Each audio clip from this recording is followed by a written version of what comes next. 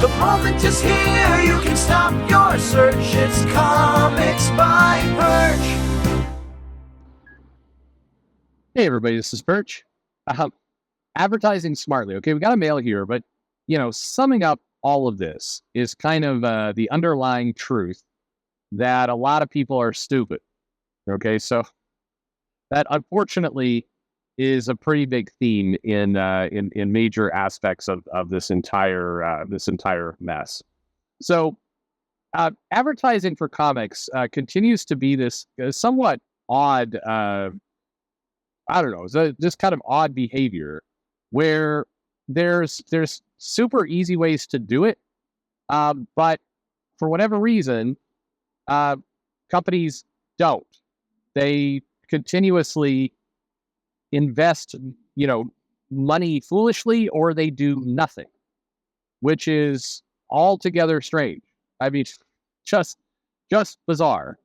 Marvel and DC, I've had many conversations with editors, people in the office. I mean, really not the end. This isn't necessarily the editor's game, but it's places where, there is this helplessness that's described, meaning, it's very hard to get the word out on our comics. We don't really know what to do, and there's nothing we can do. It's just impossible. It's an impossible problem to solve. The industry is just tough. It's too hard. And it's amazing. I think about that in other industries. Like, imagine somebody working on some kind of pharma product for a disease, and they're like, this medicine is too hard. And even if we make it, like, how are we ever going to get people to know it's here? It's too hard. I guess we're just going to have to just hope people find it randomly for no apparent reason. We're just going to have to hope that things just somehow cure themselves. That's really the only option we have. It's the only thing we could possibly do. And that's the part where you just scratch your head of like, is this really, this is it? This is really all we think we can do is just what we're doing. So anyway, with comics, so we'll read this mail. It says, "Hey Perch, have you ever had one of those moments when a random thought clicks? So I was just looking at comics list on Screen Rant. Yes, I'm one of those people. And I had this eureka moment where, oh, hey, imagine if Marvel and DC struck an advertising deal where every time CBR or Screen Rant mentions an evergreen Big Two comic, the link to said comic through their digital service was added right below. I know people would say that's some level of corrupt journalism, but who are we kidding? That ship sailed a long time ago. Here's the thing. It's not corrupt journalism. That's called advertising. It's just basic advertising. Like, you don't even have to strike a deal. You just have to put links to your digital content up so somebody can get hold of it. And then, you put the right keywords in, and the articles, the stuff will work itself out. You don't even need to do anything. That's the amazing part of all this. But there you go. We'll finish this mail. Also, have you ever been bored and clicked on a link to advertising on CBR? Woke CBR advertises MAGA merch. I am not kidding. One night of boredom, and I went down this whole rabbit hole of what CBR advertises and was this close to buying a Biden crime family t-shirt for shits and giggles. Like, let's all buy one to send a message to CBR that they're a hate website. Just kidding. Nice. No, I mean, look, the other funny part to all this is there's this illusion that somehow we are, somehow that these sites are ideologically pure and they would never promote something that is, a product of, a hate group, whatever that means. Or, they would never stoop to taking advertising money from Donald Trump. Well, of course they would. That money spends. They absolutely would. They do all the time. It's not like would they do. Like they do today. You can go onto these sites. You can go onto Bleeding Cool, and you can find ads there with all sorts of advertisers because they don't pay attention or care. Their goal is to get the money. They are not thinking about, well, we can't get the money from the bad people. We only need to get the money from the good people. Oh, hell no. All those principles go away when, it's like, we're going to pay you for ads. Now, granted, if you went to, say, the Mary Sue, and you're the campaign of Donald Trump, you're like, I'd like to buy some advertising on the Mary Sue, which would be funny, they will reject it, for sure. They will not take that, they will not take that money. I mean, depends. If it's high enough, they probably would, and they would justify it by saying, we're taking money away from Trump.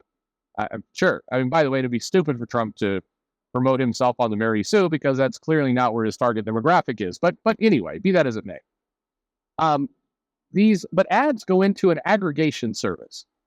And so I'll throw this out there. If you are, say, Eric July, right? And you have ISIN, and you want to have a laugh for yourself, you can afford this because the advertising rates are dirt effing cheap. Go to Screen Rant or Bleeding Cool or CBR or Newsarama or Potverse or any of these sites. Look to see what advertising group they're using. Just check it out. This would be smart for you to do anyway, because these are, in theory, this is other people who read comics. Figure out what they do, and then buy ads on that service and tag in the keywords for comics and everything else, so you get that crossover audience. And then you could spend $50. If you really want to game the system, you could spend like $500. And if you're Eric July and you've raised the money that he's raised, why aren't you doing it? Do it. Go give Google AdSense or whoever, so it's not going to be Google, but whoever's providing their ads, give them $500, create some banner ads, and run them.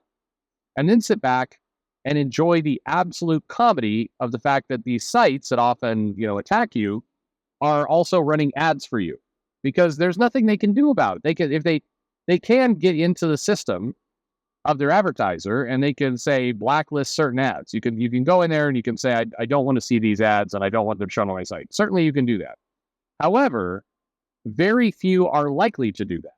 Why? Because when you start doing that, you start limiting the ads you're going to get, because it doesn't just block one ad, it blocks a lot of like ads. And if you're, if you're the Mary Sue, you might say, good, I don't want anything related to any of this. But you also send a message to your advertiser that you're more picky about the ads you're going to get. And so you're going to get less volume of ads. So in this weird way, now I'm not advocating anybody does this for prank methods. If you really want to screw over one of these sites that drives you crazy, run ads on their site. You get the first wave of comedy of seeing them advertise for you, the person they don't like. And then if they take action on it, they're hurting their own ad revenue in the future. Again, that's kind of a dick move in some ways, but why not? Go for it. Go nuts. But to the original email's point, look, it would make a lot of sense. If you're Marvel, the smartest thing you could do is create some ads, throw in keywords, comic book, Avengers, create a digital link to a for sale or promotion, and then run ads on these sites. Absolutely. I mean, the ads that often run on these things are almost always devoid of comic material, because there's just not enough comic material there. As an experiment, this is like a year and a half ago, I run a bunch of ads on Google AdSense for this channel, for Perch. And, it ran all kinds of places. It ran on CBR. And it cost me $15. There's so little comic book content out there that you can game this system. And it's not even, here's the thing, it's nothing illegal or dodgy about it. You're not gaming the system. You're literally using the platform for what it's intended to be. So, go nuts. If I were you, I'd absolutely start running some of those ads. You might as well. So, anyway, I don't know why Marvel and DC don't do it. It's obvious. It's their target market. It's people who are wanting to buy what they're selling. Feels crazy. I mean, feels crazy not to, but a lot of things feel crazy all the time. So there you have it. Anyway, thank you very much for the mail. A little bit of advertising, a little bit of subversion, always fun. Thanks for listening.